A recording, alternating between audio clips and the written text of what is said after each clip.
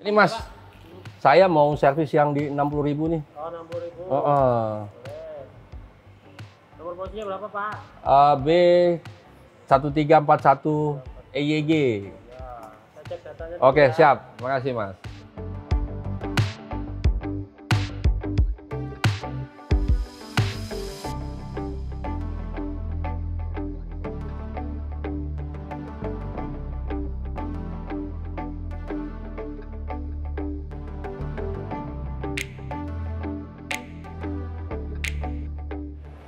Oke teman-teman, ini kebetulan nih gue lagi datang mau servis di bengkel Suzuki Pondok Gede.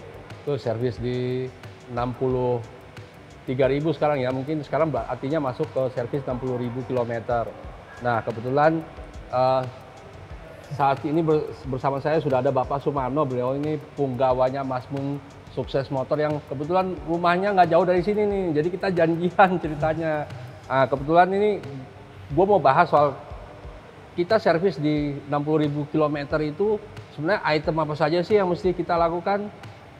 Oke Mas, bisa dijelasin Mas, 60.000 itu rata-rata kita mesti lakuin apa aja selain ganti oli? Ya, 60.000 itu artinya begini, 60.000 itu masuk kelipatan kalau di bengkel resmi Suzuki biasanya masuk paket kelipatan 20.000. 20.000 ya? Jadi di bengkel resmi itu bisa ada paket 10.000, 20.000, kemudian 40.000, jadi dan kelipatannya. Artinya kalau misalnya 40 nanti akan berkelipatan di 80. Kalau 20 bukan ke 40, tapi ke 60. 60? Nah, kayak gitu. Karena 40 udah ada paketnya tersendiri, servis besar. Itu lebih servis besar namanya. Betul, ya? 40.000. Gitu. Jadi 20.000 itu selain ganti oli, itu kita ada namanya general check up udah pasti, itu udah standar. Kemudian ada proses yang disebut dengan penyetelan mesin atau tune up biasanya orang bilang. Nah ini penyetelan mesin nih, ini apa aja ini?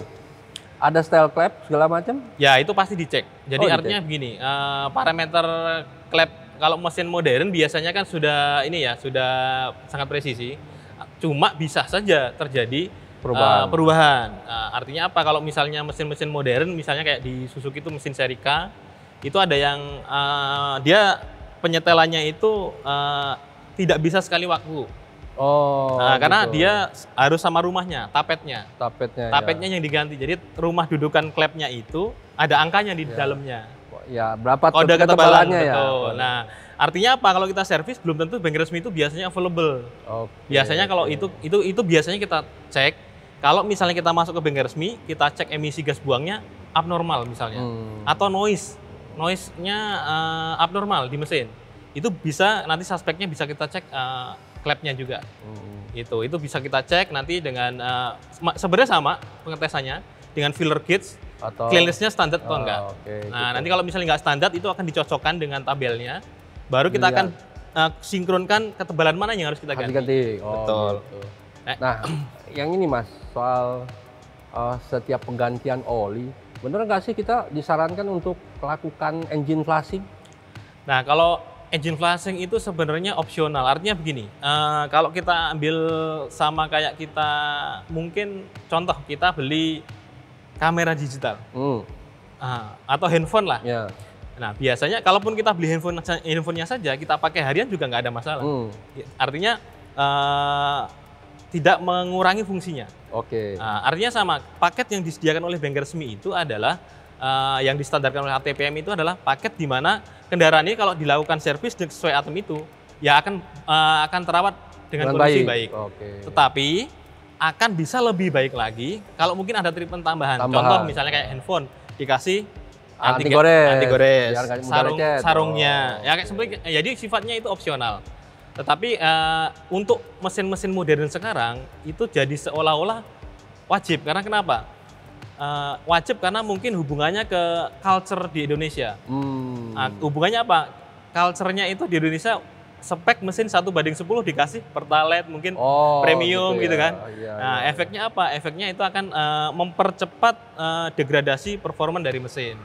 Itu kenapa kita kadang kalau di bengkel resmi itu ada treatment misalnya engine flushing, kemudian apa namanya mungkin ada catalytic cleaner dan sebagainya. Gitu. Ada pengaruh dari apa namanya penggunaan olinya sendiri nggak? Misalnya sering telat ganti oli apa segala macam. Sudah pasti. Sudah pasti. Jadi faktornya ada banyak. Salah satunya misalnya dia tidak teratur, ganti olinya tidak teratur. Kemudian yang kedua misalnya spek olinya tidak sesuai dengan standar. Gitu ya. Misalnya dari pabrikan dia mesti pakai yang minimal api servis SN, terus dia pakai di bawahnya. Betul. Itu bisa mempercepat munculnya itu. Betul. Deposit, ya? Betul. Artinya kalau kita bicara grade, artinya beda di interval penggantian jadwal penggantian olinya. Yang penting SAE. SAE ini wajib, itu nggak boleh kita misalnya SAE 5W kita kasih misalnya 20W. Oh gitu. Atau sebaliknya.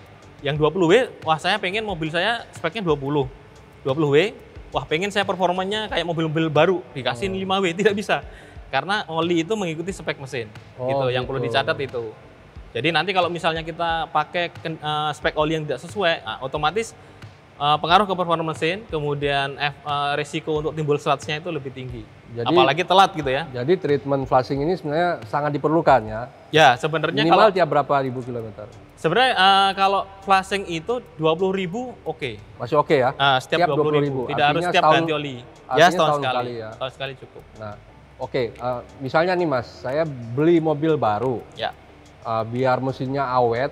Ya. Nah itu tadi kalau pakai metode flushing itu nggak apa-apa 20.000 ya. Ya. Nah kalau misalnya mobil bekas kita nggak tahu riwayatnya. Ya. Nah kalau kita diapain? Misalnya kita beli mobil bekas, kemudian kita tidak tahu track recordnya, ya otomatis kita harus cek fisik kendaraannya.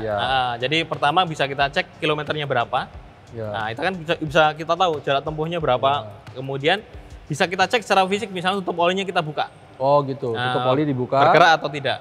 Oh, kelihatan gitu. Biasanya kelihatan kan udah hitam apa enggak gitu ya. Betul, betul kelihatan. Artinya tingkat sluts-nya itu seperti apa, itu baru bisa kita putuskan untuk bisa safety untuk kita flushing atau tidak, itu dari kita cek fisiknya. Nah, gitu. Oke, sekarang belakangan ini kan ada beberapa metode flushing engine flushing ini ya. Ada yang model dituang, ada yang menggunakan mesin. Nah, menurut Mas Marno ini yang paling efektif yang mana sih Mas? Sebenarnya dua-duanya efektif. Artinya begini, kalau kita bilang dituang apakah tidak efektif, tergantung. Kalau memang kondisi mesinnya ini oke, masih bersih sebenarnya lah, tidak ada masalah. Artinya paradigmanya harus dirubah karena tadi pengaruh faktor dari kalau mesin lama jarang ngeslat. Sekarang kenapa? Ya clearance-nya dia lebih besar. Oh gitu, pengaruh ya? Pengaruh. Ya? Rasio kompresinya rendah, lebih rendah. Nah, artinya kalau mesin modern itu kan resikonya tinggi dari sisi apa? Temperatur. Apalagi kalau misalnya pernah kejadian kita jalan kemudian overheating, kipasnya mati misalnya. Sempat overheating, kemampuan oli untuk menahan panasnya berkurang, pasti akan timbul sluts. Gitu. Dia mengental ya, kalau terlalu panas oli itu ya. Betul, mengental artinya apa? Risiko di mesin modern untuk terjadi slut itu lebih tinggi. Gitu. Makanya kalau kita bicarain tadi efektif mana manual dengan mesin.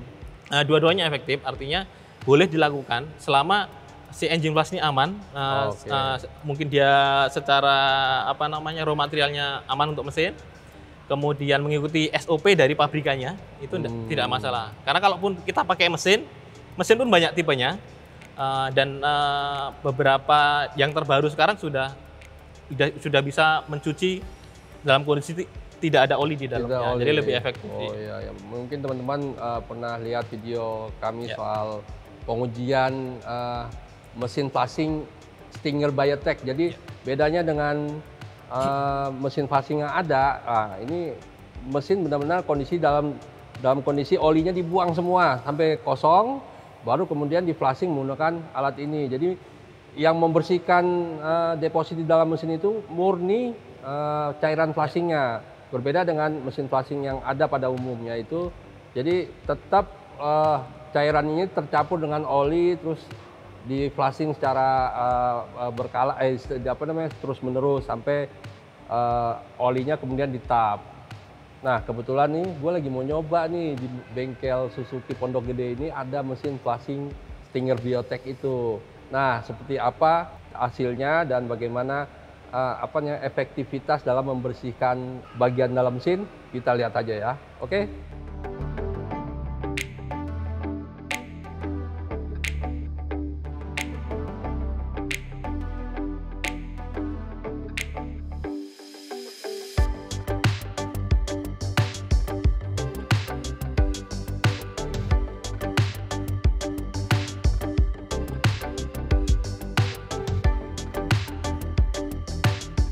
nanti kita akan buktikan seberapa manfaatnya flashing.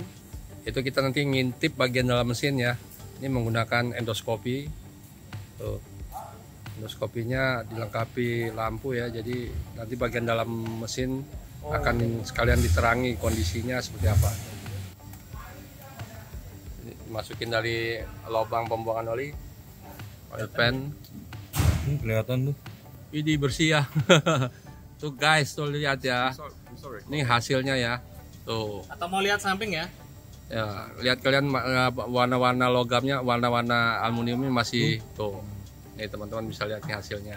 Ini bagian karter ya Mas? Ya. Ini di bagian karter ya. Sama ini kalau mau lihat yang atasnya. Oke, nanti kita akan lihat bagian cylinder headnya. Ini apa? Crankshaft? Ya, crankshaft. Ini kondisi crankshaft nih. Iya, keren. Wih, bersih cuy. Mantap. Kita sekarang saat itu lagi mau ngecek kondisi bagian dalam cylinder head. Bersih itu. Oh, lihat nih, ini timing chainnya kelihatan bersih banget ya. Tuh, kelihatan bersih. Mantap. Coba oli yang genang aja. Ya, sisa oli ini yang lama masih.